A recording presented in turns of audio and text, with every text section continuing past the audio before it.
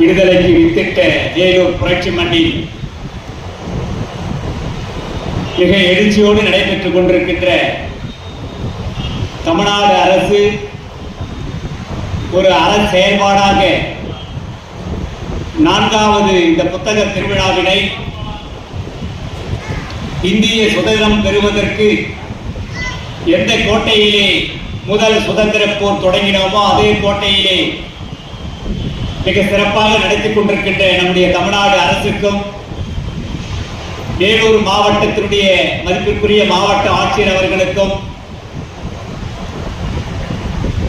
தன்னுடைய பணி முழு நேர பணி நூலகப் பணி என்றாலும் புத்தகங்களை மக்களுக்கு எடுத்து செல்வது என்றாலும் நூலகத்திற்கு வருகின்ற மாணவர்களுக்கும் பொதுமக்களுக்கும் புத்தகங்களை வழங்குவது வழிகாட்டுவது என்றாலும் இந்த புத்தக திருவிழாவினை அர்ப்பணிப்போடு 4வது ஆண்டாக ஒருங்கிணைத்து நடத்தி வரும் நம்முடைய மதிப்பிற்குரிய மாவட்ட நூலக ஆணையத்தினுடைய கண்காணிப்பாளர் இந்த மாவட்டத்தினுடைய அனைத்து நூலகர்களுக்கும் இந்த நேரத்திலே என்னுடைய பணிவான வணக்கத்தையும் பாராட்டுகளையும் தெரிவித்துக் கொள்கின்றேன். இந்த புத்தக திருவிழா 28ஆம் தேதி தொடங்கினாலும்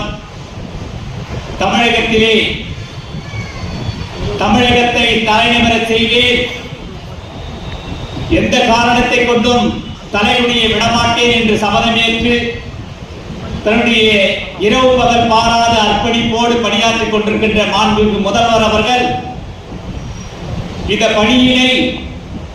தன்னுடைய அரசு பணியில் மிக முக்கிய பணியாக ஏற்று நடத்துவது என்பது உள்ளபடியே உலகில் வேறு எங்கும் காணாத மிக அற்புதமான ஒரு அரசியலாக நான் பார்க்கிறேன். அப்படிப்பட்ட அரசியலினுடைய புத்தக திருவிழாவுடைய இந்த 3வது நாளாக இருந்தாலும் கலை இலக்கிய அரங்கினுடைய சிந்தனை அரங்கினுடைய 2வது நாள் நிகழ்ச்சியிலே பங்கேற்று உங்களோடு ஒரு 20 நிமிடம் உரையாற்றுவதற்கு வாய்ப்பளித்ததற்காக மாவட்ட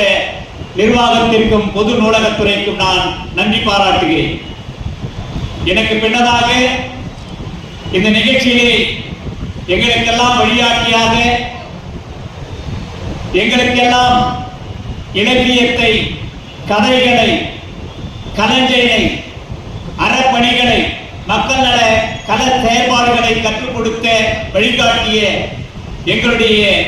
முன்னவர் மூத்தவர் மதிப்பிற்குரிய மதுப்பூர்